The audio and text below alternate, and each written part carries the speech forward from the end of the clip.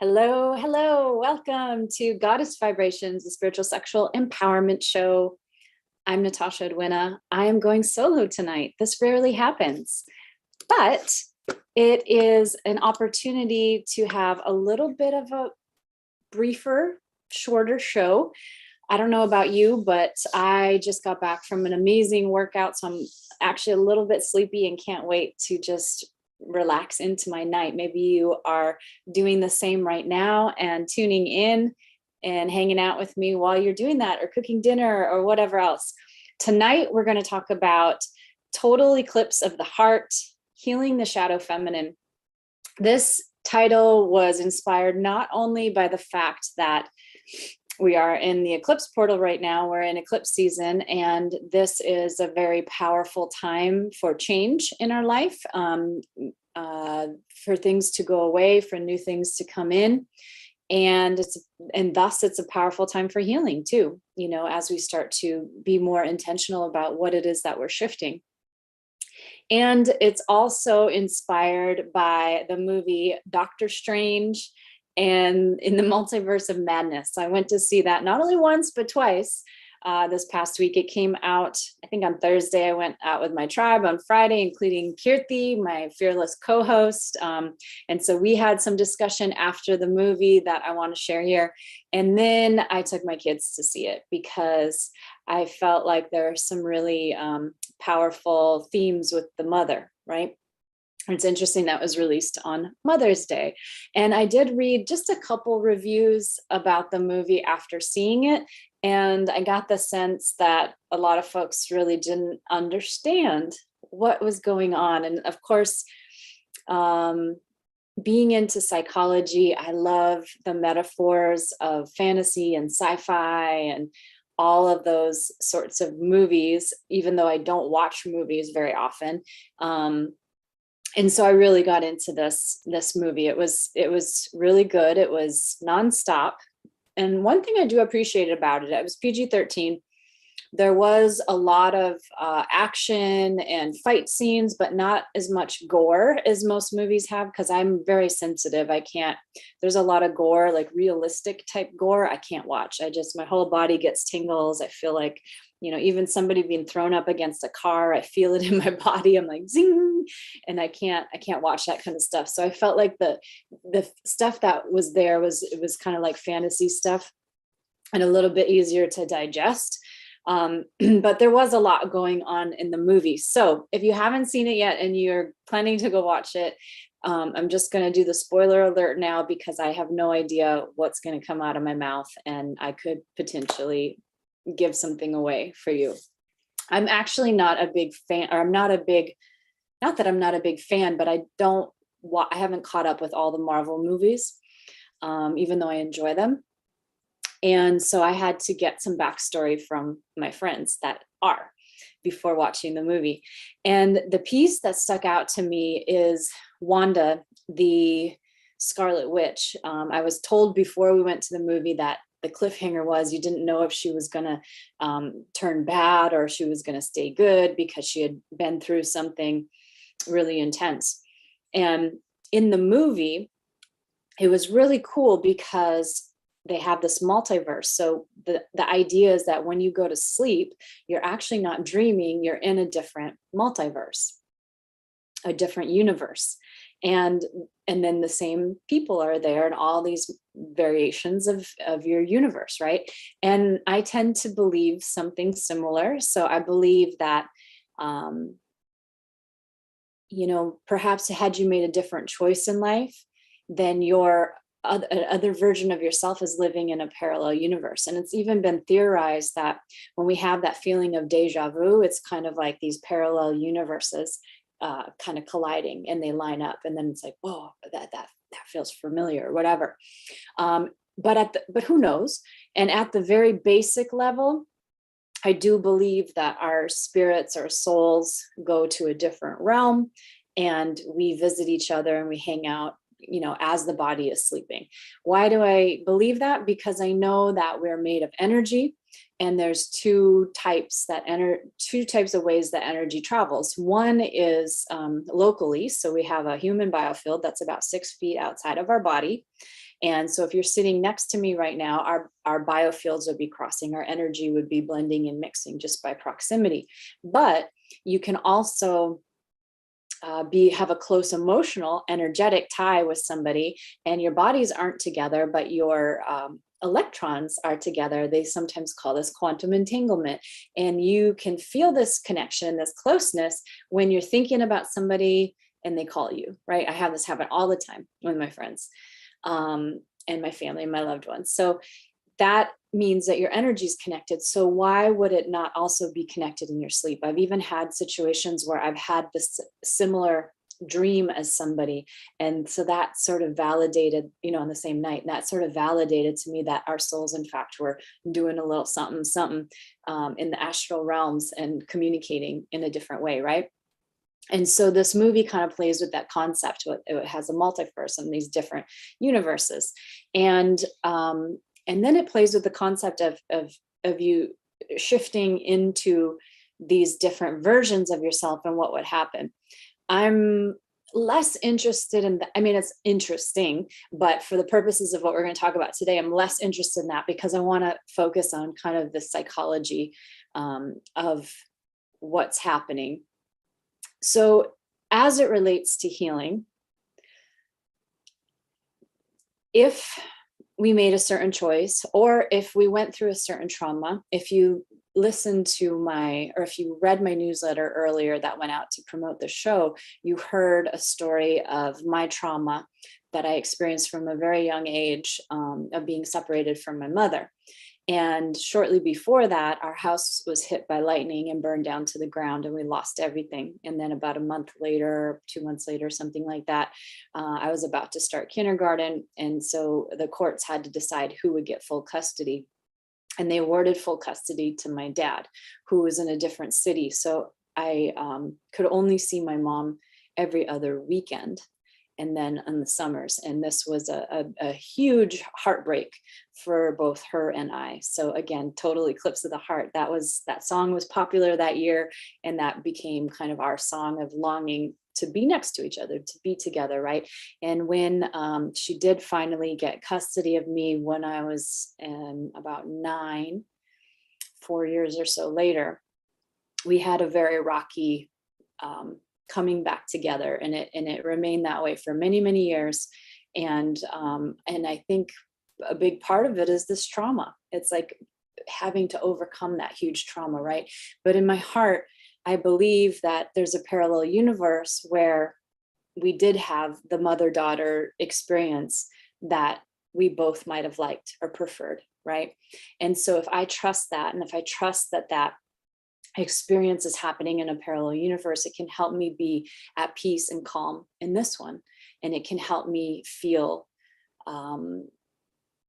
begin to heal, really let go and grieve this lifetime, but know that some essence of my soul is experiencing exactly what maybe we would have liked to have experienced, right? So it's a form of deep acceptance and surrender. So I want to share that with you, that piece around the title as well. And of course, seeing Wanda and the Scarlet Witch in this movie really just hit my heart and made me feel, not only because I'm a mother of 2, but also that pain that my mother felt at having lost me. So in this movie, she so badly wants children that she creates them, and she says she has them. She has these 2 children in every other universe except this one, and she's just so desperately trying to get back to her children. She's so desperately trying to fulfill her heart's longing that there's a big trail of destruction along the way, right? So this is the dark feminine. This is the shadow side. We get so obsessed. And it starts from a good place. It starts from a deep longing, a deep love, a motherly love, or, it could be a lover, it could be other things. But also, she was traumatized, right? She was forced to as she said in the movie, put a bullet through the head of the man that she loves to save the multiverse. And it was for nothing. It didn't need to happen that way. And so she was deeply betrayed.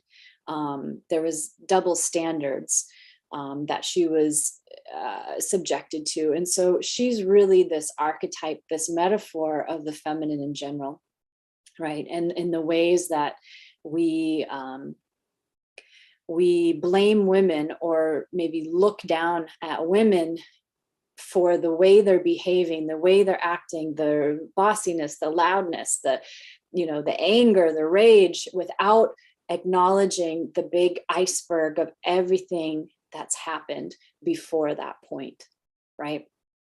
And if I think back to my relationship with my mom, she was a very outspoken woman and very loud, and sometimes for better and sometimes for worse, right? But I can look back and so appreciate her now, because nothing was going to get by her on her watch. She really was trying to make a change and protect her babies, as well as fight for what was fair and what was just in a time that she was coming of age, the 70s, early 70s, that it wasn't fair and just for women.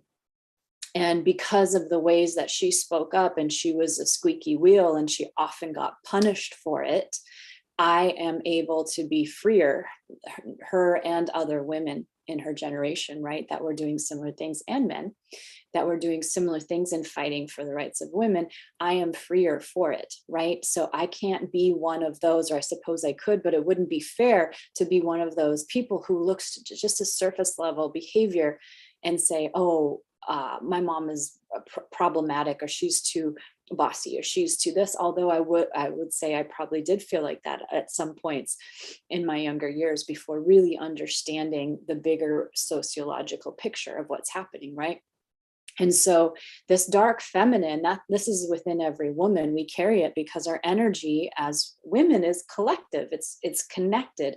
And when one woman liberates, she liberates another woman, right? When one woman is imprisoned, it has a vibration, across all women. We work collectivistically. I was speaking with Master Yao Morris, who we were trying to work time for him to get on this podcast. And he's been doing Tantra work and very exciting work with shifting energy and using Kundalini and using orgasmic energy to actually heal the body. And he was sharing with me that he can, start to vaporize these damaged tissues in the body into energy, and then move the energy out of the body, leaving just tissues that can now regenerate. The body can regenerate. They're looking at ways of how to use energy, and it's all not even touching the body, just moving around the body to magnetize this energy to certain areas, so the stem cells will go there. Because when you get stem cells injected, they'll go to wherever the body most needs them. You can't really direct where they're going, from my understanding. I was looking into it for my knee, actually, down at Sonoviv, but they said if I'm still doing the oral surgeries with my teeth, that they'll just go right to my jaw instead of my knee, right? If that's the area of most need. So Master Yao is doing this work with moving energy, and he's said that women in particular have been very powerful with shifting and moving this energy, because they do have this, or partly probably because they do have this connection to this more collectivistic way of being in the world. And he shared that during a workshop, he was able, again, non-touch energy, bringing this woman to an orgasmic state just through energy, and every woman in the crowd started to orgasm with her, right? This is how women operate. Our energy is collectivistic. And so when you look at something like this movie and what the character is going through, every woman watching that can feel this mother's obsession, this mother's desire to be with her children, this mother's desire to burn down anything that gets in the way of her children. And what she believes, the problem in the movie is she believes that she must be with her children, but she's having a hard time realizing that her children already have a mother, which is another version of her in that universe, right? And so the movie was really powerful with not only Wanda and this character of the feminine looking at their shadow, but she was clearly the villain in the movie. But it was also looking at the different versions of Doctor Strange, right? This man. And the ways that there were some versions of him in some universes that were not, that were more evil or more good, you know, depending on, I suppose, all the different sequence of events. And how do you contend when you interact with that shadow side of yourself? And so much of it is caused by loss, by trauma, by betrayal, by these things. So in all of us, we've experienced trauma, loss, betrayal. If you've been on the planet long enough, you've experienced some of these things, right? And how do we move through them? What often happens is we have this part of us, the shadow side, that is the one that has the righteous anger, that has the rage, that acts out, that is manipulative, that does these things to just try to survive after experiencing this devastating loss or this devastating pain. Total eclipse of the heart goes black. There's no, the light goes out for a bit, right? In the organism, the body is trying to survive. And so the shadow side comes out. And Carl Jung would say the shadow is the piece that we're not aware of. So we unconsciously split that off and we're not even aware that it's part of us. We start to hate that thing because we're disowning it, right? And so a good way to find out what your shadow is, what your shadow side, look around you. What are the things that annoy you the most? What are the things that irritate you the most? That might be something that you still need to work on, right? Is it that you hate that people are judgmental? Where are you being judgmental, either to self or others, right? And so this shadow side gets split off and it gets disowned. So in the movie, Wanda is the shadow feminine. She is the villain. Everybody's fighting her. They're, she's just doing the most. And Kirti and I looked at each other and we're like, they better not kill her off. They better not kill her off, because we're like, that is not the solution. That is not the answer. But that's such the case, right? In these action movies, like bad guy kill, good guy celebrate. Life is not like that. The human psyche is not like that. We are all capable of being the good or the bad guy. And that's what I love about the movie, all the different versions of ourselves, right? And the different, where we fall on the spectrum, depending on any recipe of events. And so in the movie, in the end, what ended up happening is it was her own compassion. So the side, the deepest, darkest shadow side of Wanda met, the Scarlet Witch, met this other loving mother side. And the loving mother, rather than attacking her and screaming at her and being like, stay away from my children, of course she wants to protect her children, but she recognized her as her own self, the shadow side of herself, the scorned feminine, and rather than disowning her and calling her a witch, a bitch, a whore, a slut, whatever else, she actually put her hand on her face. And she didn't say any words to her as far as you're loved, but that's basically what the emotion was, like accepting, owning her own self, loving all parts of herself. So this is what we need to do, not only as women, but as human beings, is love these dark, nasty, horrible parts of ourselves, or what we believe to be those horrible parts of ourselves, because that is how it dissolves. That is how it goes away. That's how it gets integrated into the greater, healthier whole. And so this is exactly what happens in the movie. She actually dissolves, and she puts down the weapons, the swords, and she destroys the dark magic, which then, in order to destroy it, she basically destroys herself. So she, one reviewer put it as committed suicide, but she's just, one version of these various versions of her. So it didn't get destroyed, it got transformed, right? Because it was owned and honored and loved. And so if we think about all of these people in the world or that are doing horrible things, Are we saying that you let them do horrible things? No, you have to set boundaries and there's consequences and all of this, but we can always, always, always have love and compassion from where that came from and start to take a bigger look at that. But I think the piece that was so, so powerful for me is that we are the only ones that can heal ourselves.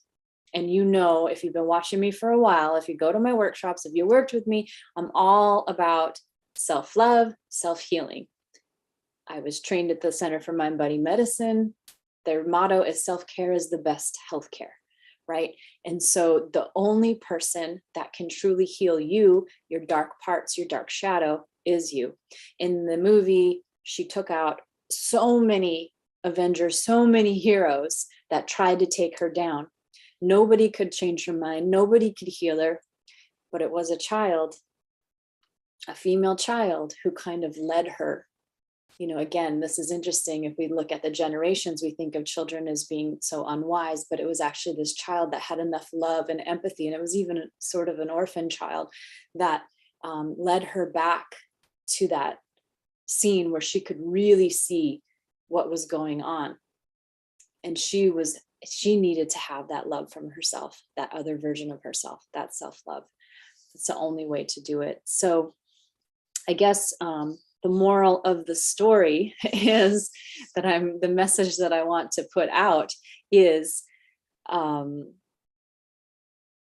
one, understanding what is driving her behavior, understanding the ways that women have been oppressed, that life has been unfair, understanding the ways that a mother is a mother bear, right? And she will do anything to keep her babies safe and to continue to love her babies.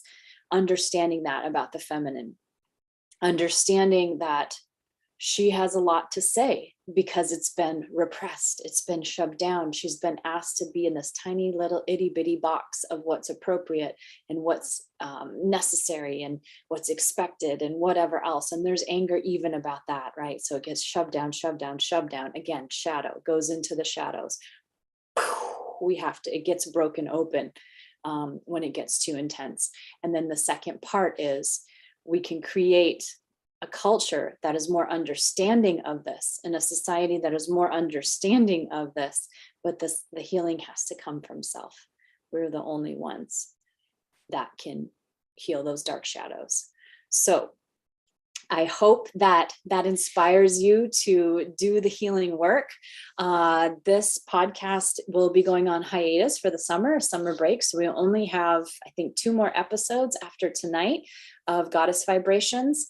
And in September, we'll be starting a new round of inclusion. If you are interested in doing this healing work, if you're interested in doing this healing work relationally, I think that there's only so much trauma healing and relational healing you can do one-on-one with a coach or a therapist. You can do some good work, but it's slow because when you're in a group, you're getting multiple reflections of these different sides of you, your different shadows, right? And it all comes up in the soup for you to work with. And inclusion works with moving through this stuff through pleasure. That's what I'm all about. Healing through pleasure. And so in this instance, it's the breath. It's feeling relaxed. It's relaxing the nervous system. It's teaching and training the nervous system to relax so that we can tolerate more and more of the stuff that needs to come up, to be released, to be transformed. And it actually can be a very pleasurable process to do that. And if you follow astrology, North Node is in Taurus right now. So any business that is doing healing, I'm a Taurus. I'm a Taurus too. So any business that's doing healing, health, all of these things are a good way to go. It's a good time to take care of your body. It's a good time to really make life simple and beautiful and more pleasurable. South Node is in Scorpio. Scorpio is the deep dark shadows, the deep healing, the sexual healing. It's a good time to let that stuff go. Okay, so this is happening for the next, like year and a half. We'll be in this this astrological place that is assisting you to do this deep work. And if you're afraid of it and you ignore the shadows and you run from them, you're going to have one hell of a time with Scorpio in the South Node. So I'm hoping that you're inspired to do the work. You can find me at my website, natashaedwina.com. You can sign up to be, if you're interested in inclusion, in September, and I will contact you. And I will see you next week for another episode of Goddess Vibrations. Thank you for being here. And I appreciate you subscribing and sharing these episodes. Good night, everyone.